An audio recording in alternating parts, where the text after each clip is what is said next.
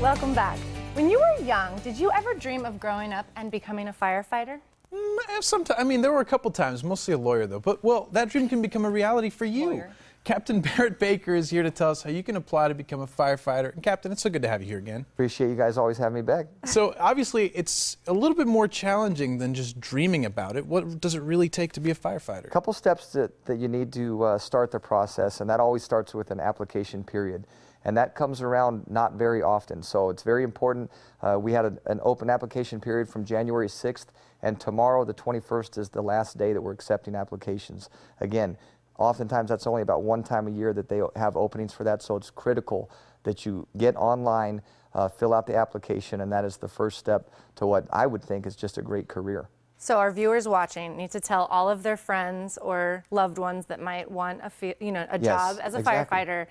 Now's the time. Now's the time. Time is running short. Tomorrow's the last day, so get it. Wow. So we really have to move quickly. Now, what do applicants need to start the process? So a couple basic requirements. Obviously, you have to be 18 years of age. You need to be able to get an EMT certification, so you need a valid driver's license and a few other things. The great news is that all of that information is spelled out in black and white on our website.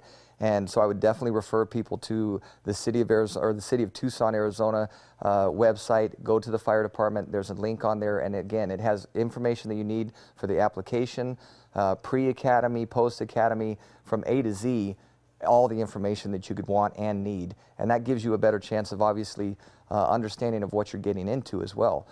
Because the fire department itself, I think it's a fantastic career, but we want people to understand what you're getting into.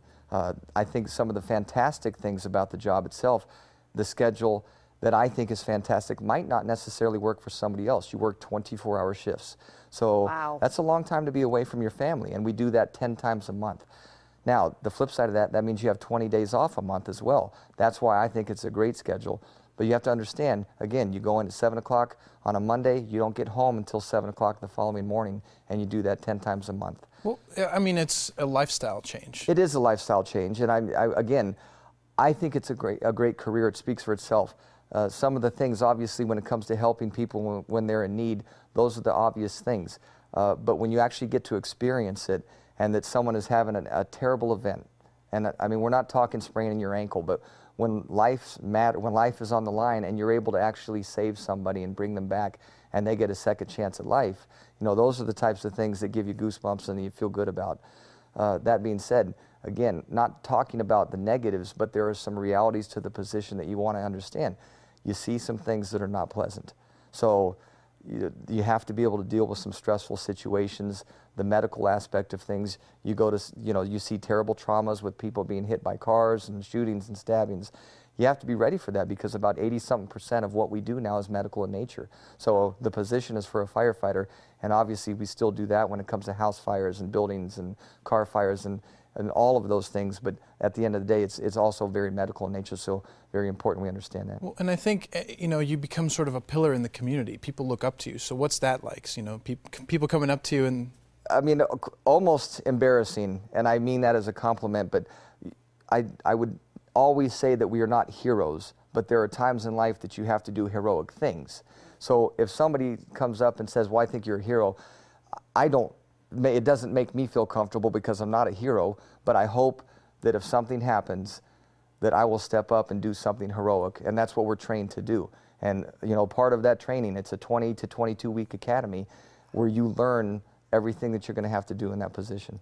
And you're saying a special kind of person, you see difficult things, a lot of medical. Now, when I think about training as a firefighter, I picture the guys with the big hoses running up and down the stairs. Can you talk a little bit about the physical requirements? Sure.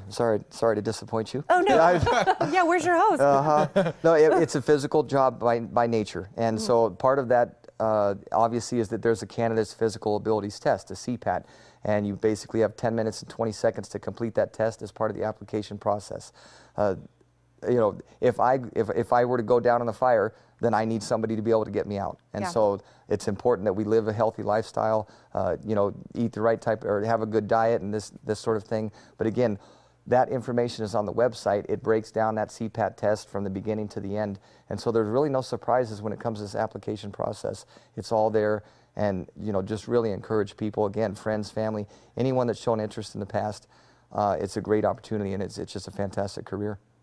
Absolutely. Okay, quickly. Sure. I do want to know, because it's kind of It's a common I don't know if it's question. true or not, but we think of firefighters as helping our pets. Maybe cats get stuck in a tree. Is that real? Well, we don't have Dalmatians at the fire station, so Okay. that's one thing that we will put as a false. But yeah, I mean, again, people call 911 for anything and everything because they need help. So engine 8 2 weeks ago, a little dog had fallen into a heater vent that didn't have the vent on top of it, so it's in the ductwork underneath the home. We went and rescued the little Chihuahua, and a good day for everybody. Poor So I thing, mean, didn't lose. yeah, we're just there to help people in their time of need, and anything that you can do to make people smile and You know make what? it a better day. Exactly what I was hoping you would say. Perfect. You are a hero, Bear. Captain, thank you for being back on the show. It's so Appreciate good to see you having me. again. Thanks very much. And for more information and safety tips, you can go to fire.tucsonaz.gov.